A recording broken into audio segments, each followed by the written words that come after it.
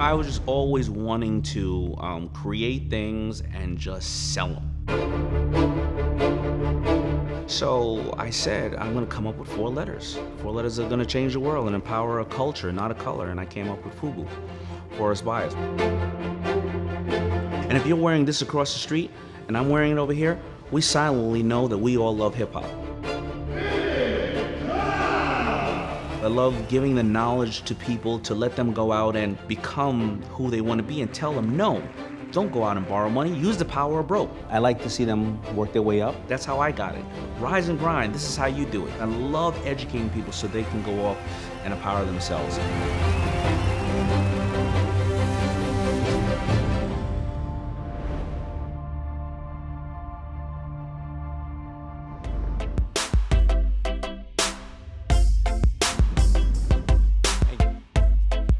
So if you had the opportunity to ask Daymond John a question, what would it be?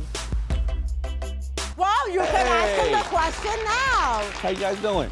I'm wanting to come here and personally come and hang out with you guys. You ready? There you go.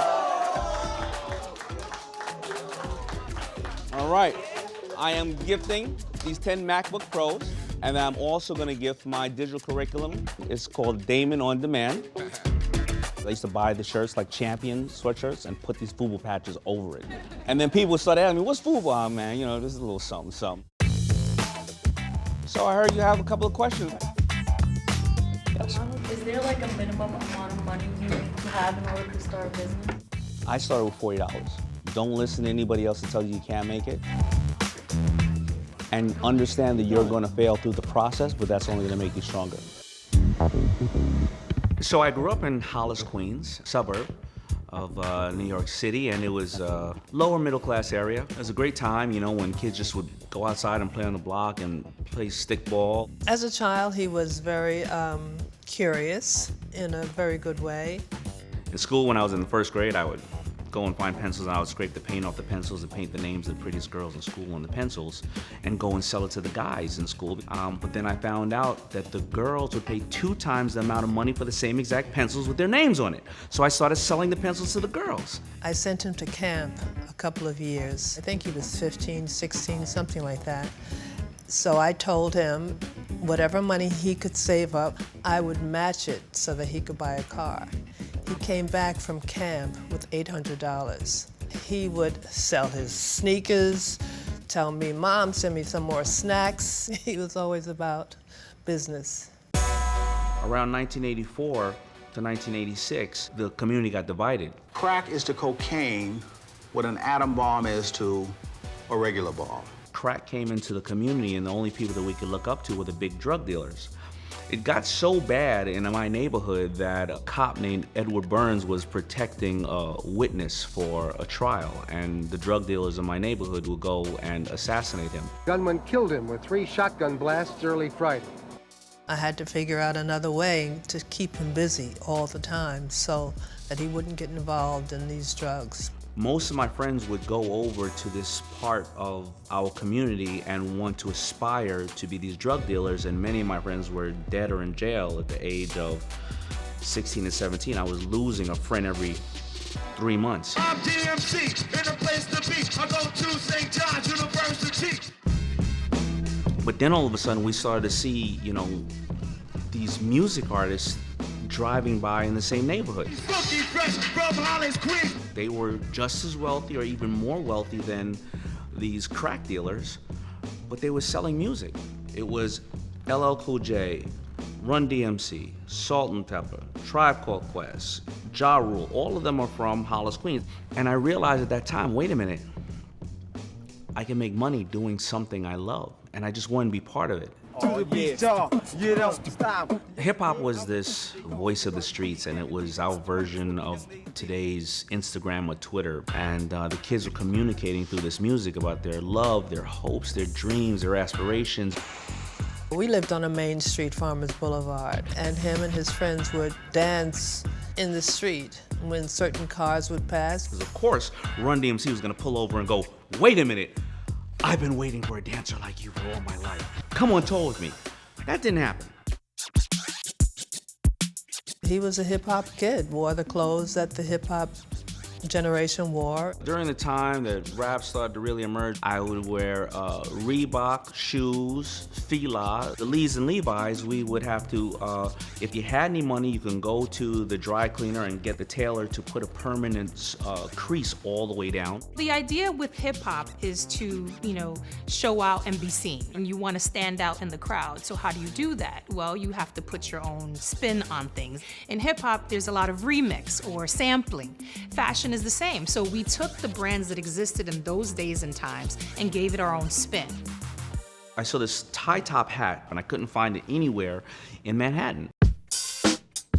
He goes uptown and he brings back this ugly looking hat. It looked like a stocking cap. Ma, look at this hat. I paid $20 for the hat, $6 in gas, and $37 in tolls. I says, for that? Those aren't the words I used. She said, go to the store, get $40 worth of fabric, you come back. I'm gonna show you how to sew hats just like that. So I would go out and stand on the corner of the Coliseum Mall on 165th Street in Jamaica, Queens on Good Friday, 1989 at 3 o'clock, and it was 42 degrees outside. And I would sell $800 worth of hats in 1 hour. Damon found a way to affordably make the hat and make a profit, which quickly showed him that there was a market, there was a need, and a customer. That would turn my life from black and white into Technicolor. The concept of FUBU started materializing because we had heard that a boot company had said that we don't make our boots for drug dealers, and I just got pissed off. You just called me a drug dealer, and I'm a hardworking man at Red Lobster. We were all sitting in Damon's house just hanging out, and someone picked up the newspaper and saw it, and we were like, wow, why is it that every time a company starts to blow up and get rich off our back, then they want to turn around and say, we don't want you wearing our stuff. Timberland must have thought that everybody in Jamaica, Queens were construction workers or mountain climbers. For Damon, it was about how do I create a brand that young people, that African American youth can relate to and aspire, be proud of, because these brands prior to mine were not specifically catering to the urban youth. But I came up with FUBU. For us, by us. So there was a tremendous void in opportunities that these new entrepreneurs quickly saw and seized that moment. I would get up at 6 o'clock in the morning. I would deliver as many hats as I could or t-shirts. I probably would need to get to Red Lobster about 2 o'clock. I would then come home and sew the labels on things or whatever until 3, 4 o'clock in the morning. One of his partners, J. Alexander Martin, who had attended FIT, had learned about the magic show while being a college student.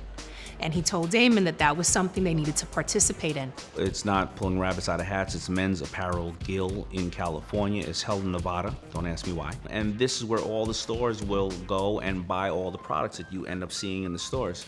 Damon and the FUBU guys didn't have the budget to be able to create a full-fledged exhibition at the magic show. They rented a suite at the Mirage Hotel in Las Vegas to show their apparel. And they would invite retailers to come and purchase goods. Now, at that time, at the trade show, there were no African Americans. So it was pretty easy for the security to spot the 6 guys walking around with afros talking about, I got some FUBU back in my hotel. They were able to write up $300,000 in orders. Oh yeah, that was on, baby, it's on. And then Damon turns around and says, but I don't have no money to make $300,000 worth of goods.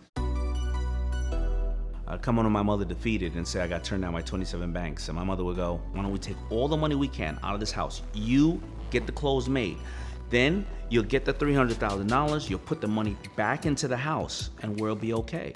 And my mother goes out and gets a $100,000 loan. We were on 42nd Street and I told him, you see those billboards and those big signs? I says, your name is gonna be up there one day. My mother decided to move out. It takes 2 weeks to sell all the furniture we can in the house. Anything we can't sell, we chop it up and burn it in oil drums outside. I buy a bunch of industrial sewing machines, I buy a bunch of fabric, I hire a bunch of seamstresses, and my friends move in so that they can all pay $50 a week rent. That first floor of the house, it looked like a factory for real. I didn't know what I was doing. And the $100,000 is $500 left, and I'm 3 or 4 months late on the mortgage. I'm about to lose the house. I'm not delivering the clothes in time. The store's about to drop me. The competition is coming up. And my mother comes home and says, I have one last idea. Why don't we just take an ad in the newspaper? The ad said, $1 million in orders, need financing. A whole bunch of shady characters called, and, you know, Tony Two Fingers. And it was a whole mob of people that called. I mean, brilliant. Who would think to put out an ad in a newspaper to say, hey, I can make you money. I've got these orders I have to fulfill. Will you be in partnership with me? We wound up hooking up with Samsung, and that was like the best move that we could have did. The first terms would be that I would have to sell $5 million worth of clothes in 3 years to keep the deal, because they were going to set up supply chains and logistics and all that. But I would end up selling $30 million worth of clothes in 3 months. So we were already cleared of that debt, and we were just ready to rock, and we just kept going. Around 98, we would probably hit about $350 million in sales annually. We would compete with all the major brands, even though $350 million a year in my world is not a lot if you look at the Nikes and all those people who were doing $5 and $10 billion a year. However, we were taking shelf space from them, and they were starting to now want to do things like us. We were in Africa, we had Milan, Turkey, Saudi Arabia, France, Germany, Japan, Korea, all over. It spoke to youth of all cultures being unified by that concept. For us, by us. I just remember standing on that street corner and saying, this is for us, by us. I understand what you want to wear, you understand what I want to wear. And if you're wearing this across the street and I'm wearing it over here, we silently know that we all love hip hop. The idea of Shark Tank is you have 5 of the smartest business people in all the land. Mark Burnett and the team called and left a voicemail. They said, yeah, so you're gonna be spending your own money. I said, goodbye. Click.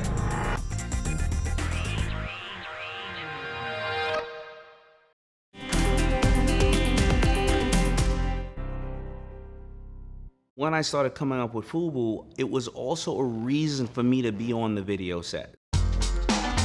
However, I would have paid to go on the video set to see some of these artists that I absolutely adored, but now I had hats and t-shirts. So when the security came and kicked everybody off, I would hold my hat up and go, I'm here for the artist, baby.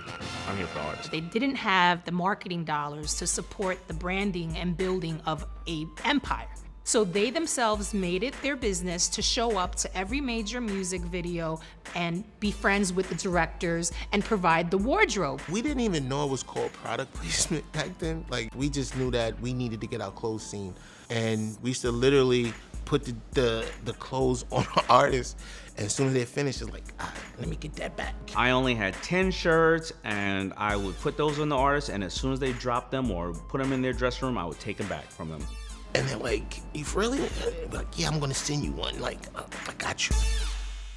LL Cool J is, you know, the main artist that we love. Him and Run DMC were the main artists that we loved from my neighborhood. I was able to go on the tours, and because we had on our license, you know, Farmers Boulevard, Hollis, Queens, we'd immediately tell all the security we're LL's cousin. So LL had 19 cousins on the tour. And we'd go there and we would push speakers around and do whatever, and then, you know, sometimes LL would give us a job. Hey, Damon, you know, he would give me a bag of his dirty underwear and say, you're going back to Hollis, Queens, take this home to my grandmother. I've been rhyming since I was 9 years old, you know. LL Cool J had started in the hip-hop business as a young adolescent. By the time FUBU came around, he had transitioned from just being a hip-hop artist. He had moved into acting, both television and film. It was a perfect opportunity for Damon to capitalize on a pre-existing relationship and friendship and formalize it into a substantial business relationship. We would then sign LL Cool J to be our spokesperson. LL took it so far from just his regular duty. He got called by The Gap to do an ad, and he just felt that they didn't really respect hip-hop. They were trying to use the vehicle only to bring customers in their store. Unbeknownst to The Gap, I guess they gave a complete okay for LL Cool J to write rap lyrics that he's going to recite in the commercial. P Gritty, ready to go, for us, by us, on the low. He would say, for us, by us, on the low. It shook up The Gap. They would spend millions of dollars airing a FUBU ad, not knowing it. The entire hip-hop community was just dying laughing. I couldn't believe it even happened. Everybody in the hood was like, oh my God, did you hear LL rap about FUBU? To be able to hustle, maneuver, and navigate a Gap commercial to push FUBU, think about that. That's hustling. FUBU got its first national TV campaign at a $0 expense.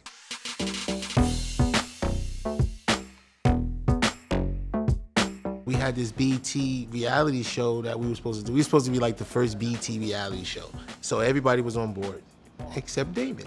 And we were like, dude, like this is a great opportunity for us. And he was like, I don't know. Mark Burnett and the team called and left a voicemail on my my office phone. I called back and they said, well, we want you to be on a show. We saw you on a couple of other shows, and we know that you know how to break down a pitch, and are you interested in being on a show? I said, absolutely. They said, yeah, so you're gonna be spending your own money. I said, goodbye. Click. Damon John is a fashion mogul and branding expert. I call myself the People Shark because other people have said you really are here for the people, and I just really enjoy investing in people. Since the very beginning of Shark Tank, myself and my whole family, actually, we're kind of Shark Tank junkies. The idea of Shark Tank is you have 5 of the smartest business people in all the land, in theory. This category got hot for a second, it's downtrending. I would have to take a gamble with you, and it would be... Let's take a risk. Let's do it together. But what you really have is you have 5 self-made people who made something of themselves, and people come in, they have a dream, they have an idea, and we help fund it. Our product is a sleep and sanity saver for parents and babies everywhere. As people are pitching him, he's able to see if they have what it takes because he's been in those shoes before. You got a deal, buddy. Thanks. What's been the most successful investment thus far? Well, I have 2. One is called Al Bubba Baker's Boneless Ribs. I'm glad I got that all out. That is my most successful. And my other one is called Bombas Socks. They give a pair of socks to the homeless or everyone that they sell. Our company is Bombas, and we're here today seeking $200,000 in exchange for a 5% equity stake. When they came in, they were talking about, listen, I'm doing socks. Well, I got a warehouse with 1 million pairs of FUBU socks. All along, our #1 shark was Damon. He's the one with the apparel experience. It just seemed like the best fit for us. You know that scene in those movies in the ER where they're bringing the patient and the heart is slowly... Boop, boop, boop, boop. Paddle circle. It was an item that didn't cost that much, but the margins were huge and they were growing. And I bet on them, and it's been an absolutely amazing ride and education for me. You have a deal. We'll take the deal. Damon's really good at finding winners, and he's very good at mentoring people. We text and call on a regular basis. He shows up to meetings with us. It's really been an incredible relationship. All right, guys, great decision. I love working with budding entrepreneurs because it reminds me of me when I was younger. It gives me that energy. I'm giving them the fundamentals, but they're giving me the updated knowledge on how to do business. And I love working with them. They make me smarter every single day. And they realized I had a rock-sized marble stage 2 cancer in my throat.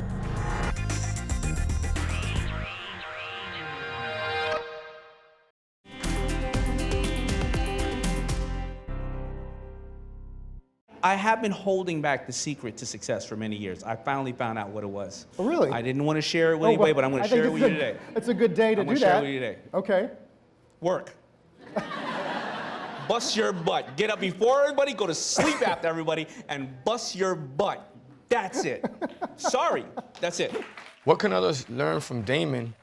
Bottom line is just hard work pays off. No matter what, you can make it happen. It's all on you. And that's why Damon is who he is. Hope is the bedrock of this nation. The belief that our destiny will not be written for us, but by us. The first time I met Barack Obama, he was not president, he was running for president, and I walk up to him and he goes, one of the greatest entrepreneurs of our time. I turn around and look for Henry Ford or Bill Gates, and nobody's around, and it's me. When I met President Obama, he complimented me on how great of a son I raised. We call them our ambassadors for global entrepreneurship. They do not have to be confirmed by the Senate. I would become a presidential ambassador for global entrepreneurship, a page ambassador under President Obama. We've got a shark here named Damon John. As a mom, my heart was like out of my chest. So it was just a total honor, something I never dreamt of. It's just been a great journey working with him. I didn't really realize that I was dyslexic until I was probably in my 30s when two-way pagers came out. And he started writing to me, and then he kept spelling these words wrong. And I'm like, D, that's not how you spell that. People started saying, what the hell are you talking about? And because it would be backwards, or I would be, you know, the sentences would be misplaced. And then, oh, GPS came out. As soon as I was looking at my GPS, and as soon as it said right, I always turned left. It would take me 5 hours to get down the block. So I started to look further into it, and I got tested, and you know, I realized I was dyslexic. For him to be dyslexic, I didn't really know it. I just knew he was a bright mind, and he got it done. I'm a kid that grew up 30 miles from here. It took me 30 years to get 30 miles, right, to the city. Damon is of a generation when you had dyslexia, which meant that you were just stupid and you didn't listen in class and you were sent to the back of the class. Thank you so much. It's my pleasure. Thank you for coming out. He has embraced dyslexia, and that's why he's such an overachiever. And no, I'm going to prove them wrong.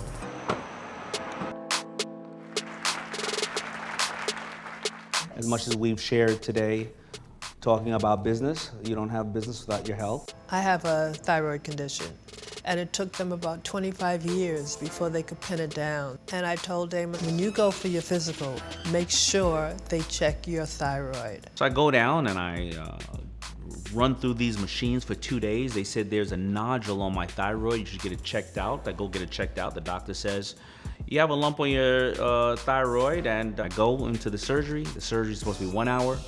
My family's outside. The surgery becomes 3.5 hours. And they realized I had a rock-sized marble stage 2 cancer in my throat, and that it was slowly spreading to my lymph nodes and to my brain. I was concerned as a friend. I was concerned because, you know, we've been best friends for, you know, almost 35 years. You know, I was glad that he attacked it early and got to it early so it didn't, you know, turn into anything else. But I realized that entrepreneurs don't take care of themselves. They take care of everybody else, and I started to go public about it. I've been having an amazing time sharing this message with people and getting people to urge their family to go get tested by themselves. And I've gotten hundreds of letters of people who said they think that I saved their life.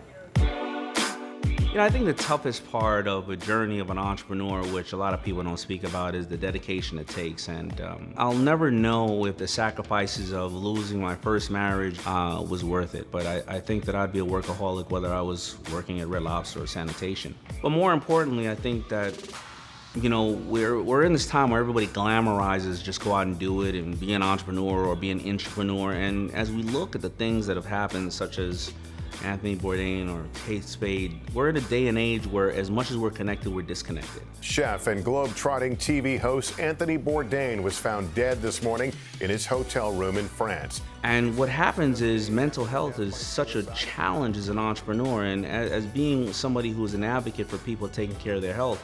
And I think that I try to share that as much with people through my books and through my speaking, that you are human, and that if you don't take care of your body, whether it's the cancer that thank God I beat or your mental health, then you're not going to be good to anybody. I've always taught him to look up, to aim for higher, to aim for bigger, to aim for better. I know when we started FUBU, there were so many people who said we couldn't, you know, we would never be able to start a clothing line. And we were like, okay, really? Okay, all right. You sit right there and you wait. And we went and we did what we needed to do, and we proved them wrong. Anybody can have an idea. Is how do you focus, apply it, and then go against all odds, and then still take it to the next level. I mean, that's what FUBU was all about. It was literally David versus Goliath. When you grow up in the situation and circumstances Damon did, it's easy to believe that that's your destiny. There's a certain amount of bravery that's required to say, I'm gonna rise above this. Not in an arrogant way, but I'm gonna rise above this. When he inspires other people, it really comes from the heart. And it's genuine. and it's not a ploy to get, to put himself out there. It's important to Damon that people realize they can achieve whatever they want to achieve if they put their mind to it and if they work hard. And it's not out of this world to have a dream. No dream is impossible. I'm African American, I'm short, I'm dyslexic, I can't play a sport, I got left back. My father wasn't around after 10 or 12 years old. I never went to college, I don't have a formal education. I didn't know anything about this industry, but yet I'm here. And if I can do it, anybody in the world can do it. Anybody in the world can do it. Life has been so amazing to me.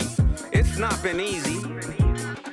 I think about the things that have happened to me in the past and have made me a stronger person. It's not unlike what you've been through as well. You're just like me, you're battle tested, you're baptized by the fire. I never met a strong person that had an easy past. Don't tell people your dreams, you show them to them.